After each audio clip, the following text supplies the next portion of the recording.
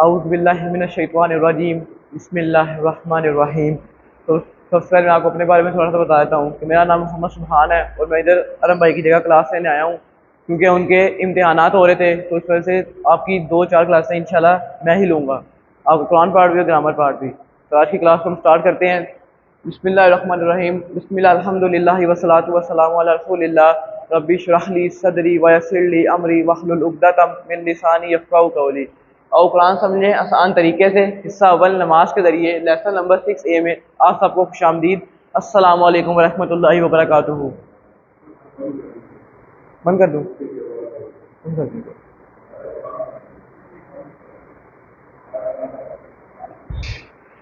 नीचे वाला भी कर दें।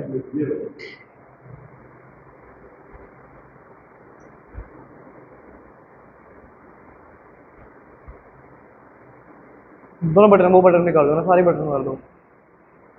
ये लाइट वाला है। पीछे से ना चलते हो। बस ठीक है, बंद कर दो, बंद कर दो। बस ठीक है, बंद कर दो। ये दोनों सेम ही चलते हैं। ठीक है, बंद कर दो।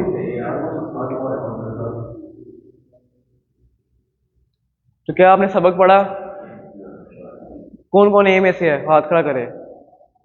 माशाल्लाह सभी यहाँ ए में से आए हुए हैं। तो जो नहीं भी करके वो इंशाल्लाह डी में तो रहना, डी से नीचे तो कुछ होना ही नहीं चाहिए। इंशाल्लाह डी में रहना चाहिए। मैं के आइंदा देखेंगे इंशाल्लाह। अब पिछले सबक से कोई आपने सवालात कर ले जाते हैं कि आपने पिछला सबक कितना घर से पढ़ के हैं, जिन जिनने हाथ खड़ा किया है सबने माशाल्लाह किया हुआ है। सबसे पढ़ लेते हैं। मिन का मायने बता दे कोई, ABCD में से। सी। ये सी हो गया जी। अगर सिरात का कोई मायने बता दे। क्या चीज? सी। सी। वो जिसको आता हो ना वो ना हाथ खड़ा करके बताया करे। ऐसे सब बोलेंगे ना तो एक किसी की समझ नहीं आएगी। जो महफिल में बोलते हैं ना, मतलब जिनको नहीं आता होता ना वो भी बोल देते हैं, लेकिन जब कोई अलहदा बोलेगा ना हाथ खड़ा करके तो सबकी समझ आएगी हमें। मतलब आपने बोला ऐसे सबकी समझ आएगी। अल्लाह अकबर का कोई मायने बता दे हाथ खड़ा करके, ये आप बता दें। अल्लाह सबसे बड़ा है जी, बी। तो अगर मेरे रब्बी कुम का कोई तर्जुमा बता दे। सबसे पहले ये बताएं रब्बी कुम के कि कितने कितने इसमें कितने लफ्ज पर है रब्बी कुम? एक है, दो है, तीन है, कितने हैं? कैसे? कैसे? कैसे तीन है बता दें कोई। मिन नहीं, सिर्फ रब्बी कुम का बताएं आप। मिन को रहने दे भैया, रब्बी कुम के बताएं कितने लफ्ज बनते हैं। दो बनते हैं जी, रब्बी और कुम। कोई टेबल कराना चाहिए कुम का, किसी को आता हो ये पूरा टेबल हु वाला, हु हुम, पूरा टेबल कराना चाहिए। आप में से करवाना चाहेगा टेबल, मैं साथ करूंगा आपके, कोई मसले वाली बात नहीं है। कोई आप करवा दें, कोशिश करें आप हु हुम से। नहीं कोई टेबल कराए, मैं कराता हूँ जी। आप करवा दें, करवा दें, आप करवा दें। नहीं उधर ही खड़े होकर करवा दें, आप करवा दें। हु हुम का का ये कुम। ये देखिए हमने टेबल किया तो कुम का मतलब पता चल गया। कुम आप सब, आप सारे। कुम का मतलब देखिए टेबल करने से हमें मतलब पता चल गया। देखिए कुम जितनी बार भी कुरान पाक में आएगा हमें उसका मतलब पता होगा। अब इसका तर्जुमा भी पता चलेगा, इसका क्या मतलब बनेगा।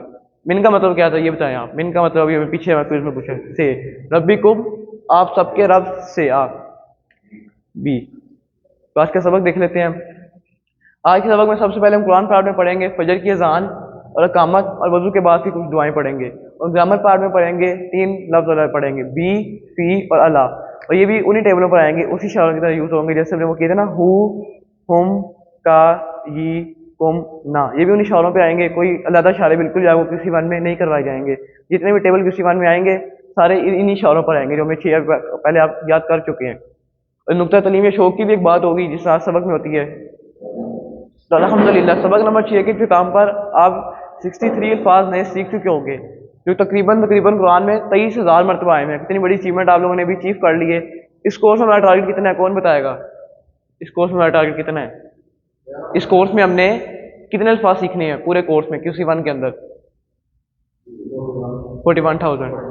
तो हमारा क्या होना चाहिए हमारा, और हमने हमारा टारगेट क्या होना चाहिए? 78,000 माशाल्लाह। तो साथ उम्र के ज्ञान में बात हो जाएगी। उसके बाद देखते हैं फजर की अजान में हय्या अल फलाह के बाद ये कहा जाता है, 2 मरतबा लफ्ज़ कहे जाते हैं, अस्सलातु खैरुम मिनन नौम। फजर की अजान में कहा जाते हैं सिर्फ। अब इनका लफ्जी तर्जुमा देख लेते हैं। अस्सलात नमाज को कहते हैं, खैरुम बेहतर है, मिनन नौम नींद से। इन पे ये ब्लू टिक लगा हुआ है, इनका मतलब ये है कि ये अल्फाज आपको पहले से आते हैं, आपने ये अल्फाज आपने पिछले 5 लेसन में पढ़ चुके हैं अच्छे तरीके से। तो आगे इसका देख लेते हैं। खैर का मतलब होता है बेहतर, और ये कुरान में तकरीबन 175 मरतबा आया हुआ है। अगर मिना नौम का मतलब देख लेते हैं। नौम का मतलब होता है नींद। नींद का ये नींद इसलिए आती है क्योंकि देखिए ना, फजर की नमाज जब हो रही होती है, फजर की जान जब होती है, फजर की जान हो रही होती है, तो हम सब सो रहे होते हैं, तो हमें जगाने के लिए कि नमाज नींद से बेहतर है, नमाज पढ़नी चाहिए, नमाज नींद से बेहतर है। इसके बारे में देख लेते हैं। नमाज नींद के बराबर है, तो नींद मौत के बराबर है, और नमाज असल ज़िंदगी है। नमाज अल्लाह की पुकार है, और नींद हमारे नफ्स की पुकार है। नींद जिस्म के लिए राहत है, और नमाज रूह के लिए राहत है। नींद से हमारी नींद जिस्म के लिए राहत है, मगर याद रखें, सुबह फजर के वक्त का सोना जिस्म के लिए राहत नहीं बल्कि नुकसानदेह हो सकता है। अक्सर दिमाग की बीमारियों का हमला सुबह के वक्त ही होता है, और सुबह की जो हवा होती है वो ताज़ा होती है, और बहुत सी बीमारियों की दवा बन जाती है। उसको अल्लाह एक बार पढ़ लेते हैं। अस्सलातु खैरुम मिनन नौम, नमाज बेहतर है नींद से। अगर इसका सवाल जवाब आ गया, नौमा कुम का कोई बता दे, इसका जवाब क्या होगा? वही फिर कुम का टेबल आ गया जो पीछे किया हमने। जी, आप सबकी नींद। ठीक हो गया। देख लेते हैं। अब हम अकामत के लवाज पढ़े। जब नमाज के लिए इकामत कही जाए तो अजान के कलमात दोहराए जाते हैं, लेकिन हय्या अलल फलाह के बाद कहा जाता है कद कामत सलात। कि हमारी अजान का मतलब, अजान का मकसद होता है कि हम अजान की जिसका मकसद होता है कि हमें मुसलमानों को मस्जिद तक बुलाना, लेकिन जब इकामत की जाती है उसका मकसद होता है कि मस्जिद में आए हैं, वो इंतजार कर रहे हैं नमाज का, तो वो नमाज के लिए खड़ा होना। अगर इसका लफ्जी तर्जमा देख लेते हैं। कद का मतलब होता है अलबत्ता, इंग्लिश में इसको कहते हैं ऑलरेडी, इस लिखा है अलबत्ता, यह हो चुका। उसके बाद इसके देख लेते हैं। देखिए जो मैंने बात की अभी, अजान इस बात का ऐलान है कि लोग मस्जिद की तरफ आएँ, और अकामत इस बात का ऐलान है कि नमाज इंतजार कर रहे हैं, वो नमाज शुरू हो चुकी है। इसके बाद कामत इस सलात का देख लेते हैं। कामत इस सलात का मतलब है कामत खड़ी हो गई, सलात का नमाज। अभी पीछे भी सलात का मतलब पढ़ के आ चुके हैं, नमाज। तो वजू के पहले और बाद के अस्कार को देख लेते हैं। ये भी एक दुआ ही है। ये बिस्मिल्लाह सबसे पहले हम पढ़ते हैं। बिस्मी का मतलब होता है नाम से, अल्लाह अल्लाह। इन पे भी देखें ब्लू टिक लगा हुआ है, ये भी आप पहले पढ़ चुके हैं, और आपने कोर्स के स्टार्ट में पढ़ी थी, दूसरे लेसन में औज़ुबिल्लाह के बाद बिस्मिल्लाह रहमान रहीम, ये भी वही है।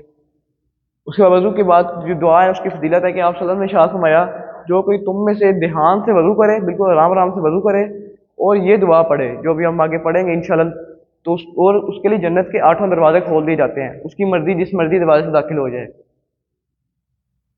उसको देख लेते हैं वजू के बाद की दुआ को। अशहदु अल्ला इलाहा इल्लल्लाहु, ये सब आप पहले पढ़ चुके हैं, मतलब कौन बताएगा ये आपने कहाँ पढ़ा है पहले? आप बता दें। हाँ जी, अजान पिछले सबक में भी आपने अजान पढ़ी है, उसमें आप इस सारा पढ़ के आए हैं, और इस पे ब्लू टिक भी लगा हुआ है कि आपको सारे अल्फाज पहले से आते हैं।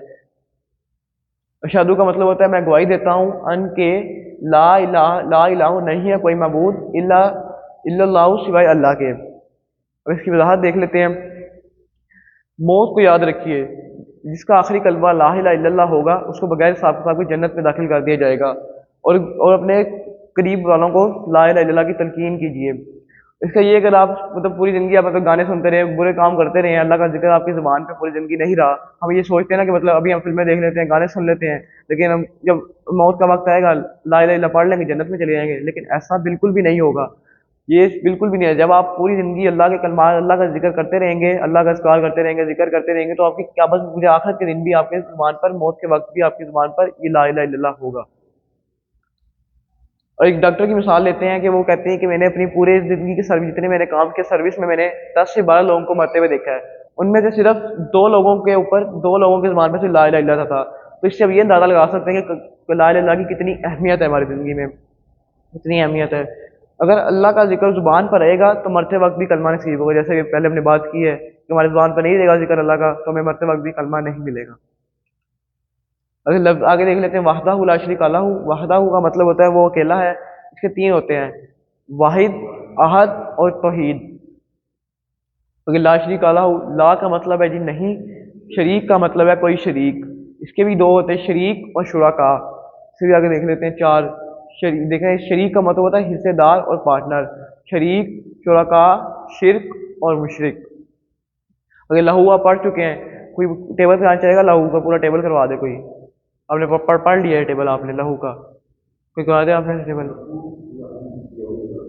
सारा आगे है सारा। हाँ जी, कोई करा दे आपको, मतलब आपके यहाँ करवा दें, सारा करवा दें, कोशिश करें आप, इशारों के साथ करें, इशारों के साथ कोशिश करें। ईस्ट साइड पे, राइट, बिल्कुल 90 के एंगल पे, हाँ जी 90 के एंगल पे, उनकी साइड पे 90 के एंगल पे। लहू, लहुम, लका, ली ली ली ली, सिर्फ ली, लकुम, लना, इधर लहू जैसे वही आ गया उसका। हाँ जी, लहा मोनस में आ जाएगा, वो भी आप पढ़ चुके हैं। इसको हम देख लेते हैं एक बारी। दुआ सबसे पहले क्या करना चाहिए, हमें अल्लाह ताला से दुआ करनी चाहिए, फिर एहतिसाब करना चाहिए, फिर प्लान, और फिर तबलीग। ये डायग्राम है, ये आपको हर आयत के बाद दिखाई देगी। ये आपके इंशाल्लाह कोर्स के अंत तक आपके दिमाग में बैठ जाएगी ये दुआ। तो फिर इसकी इस बात देख लेते हैं। अल्लाह की वहदानियत का फिर से 2 बार दूसरे अल्फाज में करार है, कुल 3 बार करार है जी। शिरक से मुकम्मल बेजारी का ऐलान है, वरना निजात नहीं मिलेगी।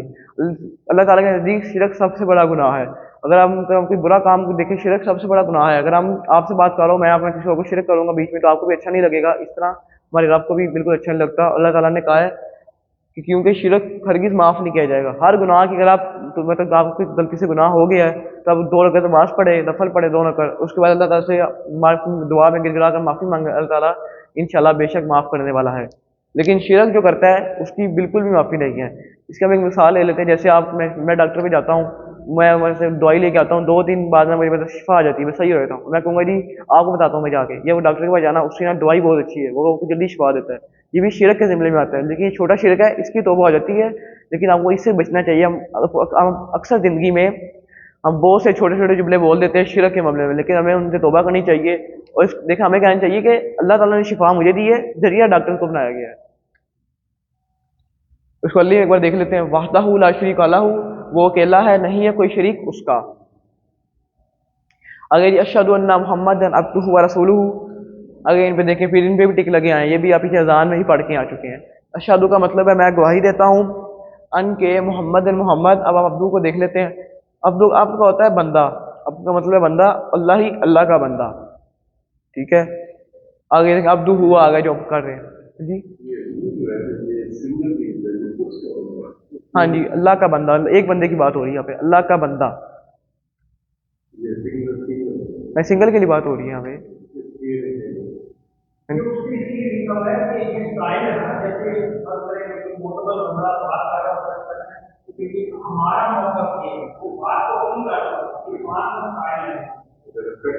हाँ जी, ये अरबी का स्टाइल है, अरबी क्योंकि सुपीरियर लैंग्वेज है, तो इसका स्टाइल ऐसा है।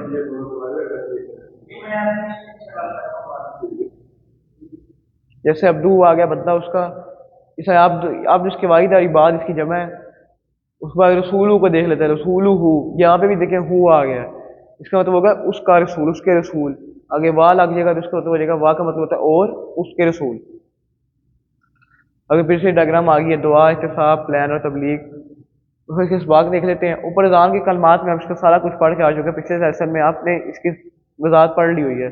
यहाँ पर अब का लफ्ज़ पिछली उम्मतों के नेक लोगों को उनके ज़बरदस्त कारनामों की वजह से उनका खुदा का बेटा कराने की वजह से हुआ है। जैसे मिसाल लेते हैं, ईसा की मिसाल लेते हैं, जिसका ईसाई लोग हैं वो उनको अल्लाह का नाम बेटा करार देते हैं। हाँ जी, उनको भी ऐसे कहते हैं, लेकिन ईसा को भी कहा जाता है। उसके बाद वसल्लम हकीकी मरतबे को बयान फरमाकर उस हर मोमिन से रोज़ाना हर नमाज में शहादत दिलवाकर उस उम्मत से शिरक के दरवाजे को बंद किया गया है। हर नमाज में वजू के बाद हम ये दुआ पढ़ेंगे, जो भी आप इंशाल्लाह इस लेसन में पूरी करेंगे कुरान पाठ में, और ये पढ़ेंगे इंशाल्लाह ताला आपको, अल्लाह ताला आपको शिरक से निजात देगा, शिरक से बचा के रखेगा अल्लाह ताला आपको।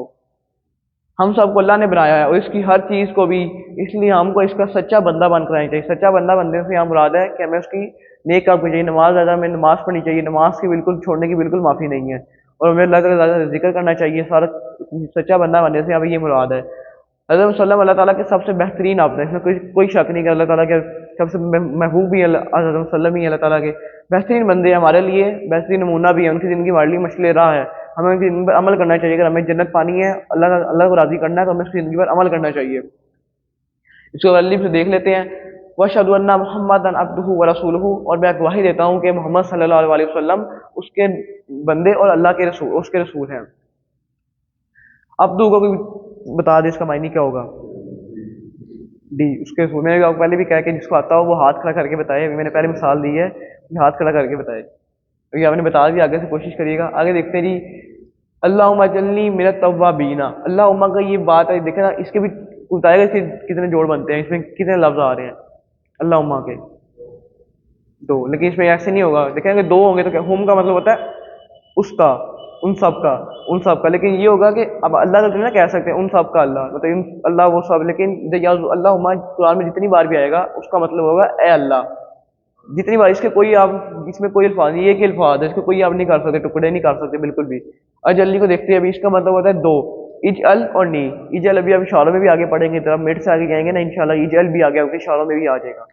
इजल का मतलब है बना दे, नी मुझे, अभी आपने नी गई वो इशारा भी आ गया, नी मेरी तरफ, नी मुझे।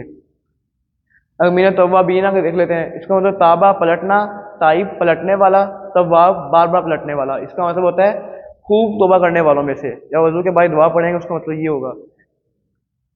आगे देख लेते हैं, वज अलनी मिनल मुत्तहरीना, वज अलनी और बना दे मुझे, पीछे पढ़ लिया हमने। तो बाद मिनल मुत्तहरीना पाक साफ रहने वालों में से। और इसके आगे वजाहत देखते हैं, दुआ इहतिसाब और प्लान और तबलीग के साथ। इंसान बार बार गलतियां करता है, नहीं करने के काम करता है जो जिनसे अल्लाह ने मना किया है वो काम करता है, या करने के काम में भी सही तौर से नहीं करता, मतलब सही तरीके से नहीं करता। जैसे अल्लाह ताला ने फरमाया कि ये करो, लेकिन वो अपने अपने हिसाब से करता है। इसलिए शायद ज़रूरत है कि वो बार बार तौबा करें। हमें हर वक्त अल्लाह ताला ने तौबा करते रहना चाहिए कि तौबा हमारी मौत तक खुली है, जब हमें मौत का दरवाज़ा मौत आ गई तो तौबा का दरवाज़ा बंद हो जाएगा। तौबा की शराइत है, ये इंसान गलत काम करने से रुक जाए, गलती पर शर्मिंदा हो, आइंदा ना करे और इरादा करे, और जिनका हक मारा है उनको लौटा दे। जैसे आपसे गलती हो गई है तो आप अल्लाह से तौबा करें। और ये होता है तौबा भी ऐसी नहीं करनी कि आपने अभी आपसे किसी से झूठ बोला है, आपने 10 मिनट बाद तौबा की अल्लाह ताला से आपने, और 10 मिनट बाद फिर आप झूठ बोलना शुरू कर दे। तौबा ऐसी होती है कि आपने देखे लिखा भी हुआ है। तौबा करना अपनी गलती पर शर्मिंदा होना है आपने के, और अल्लाह ताला से अहद करना है कि मैं आइंदा ये गलती नहीं करूंगा, तो अल्लाह ताला आपके इंशाल्लाह सारे गुनाह माफ कर देगा। आगे देख लें, इसके बारे में देख लेते हैं। पाकी से मुराद लिबास मकान की पाकी नहीं है, अकीदा ख्याल की पाकी भी है, बल्कि हर किस्म की पाकी नसीब है। पाकी से मतलब ये कि गुनाहों की पाकी भी से नसीब होती है, और ये भी है कि पाकी लिबास भी होनी चाहिए। उसमें पूरी दुआ है, अल्लाहुम्मा जल्नी मिनत तव्वाबीना वजअलनी मिनल मुतहर्रिरीना, ए अल्लाह बना दे मुझे खूब तौबा करने वालों में से, और बना दे मुझे पाक साफ रहने वालों में से। अगर आप देखें वजू के बाद अगर आप ये दुआ पढ़ते हैं तो कितने अच्छे इसका तर्जुमा, आपने खुद आपको तर्जुमा भी ज़हन में आ गया आपको, तो देखिए कितनी अच्छी बात हो जाएगी ये, ए अल्लाह बना दे मुझे खूब तौबा करने वालों में से। अगर आप अल्लाह ताला से खुद कहने का, अल्लाह ताला मुझे तौफीक दे तौबा करने की, तो कितनी अच्छी बात है, अल्लाह ताला आपको तौफीक दे तौबा करने की इंशाल्लाह। और बना दे मुझे पाक साफ रहने वालों में से। पाक साफ आप सल्लम की सिफत है कि इज अली के मायने को बता दे,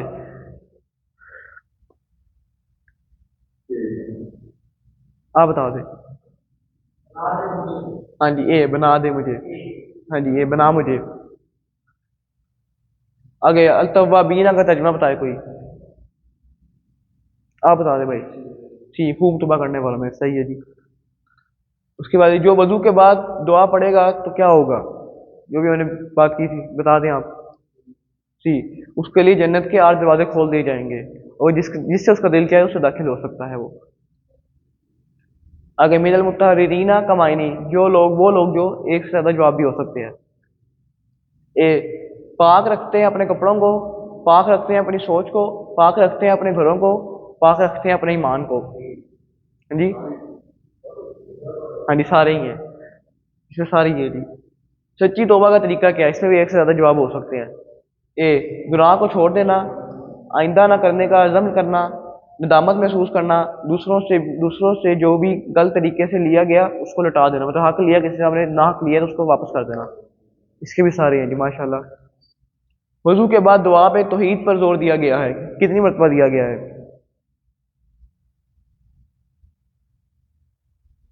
आप बता दें। हाँ जी 3 मरतबा, बी ऑप्शन है इसका, 3 मरतबा दिया गया है। नो अटेंडेंस टाइम वो हो जाती है, तो हम ब्रेक लेते हैं।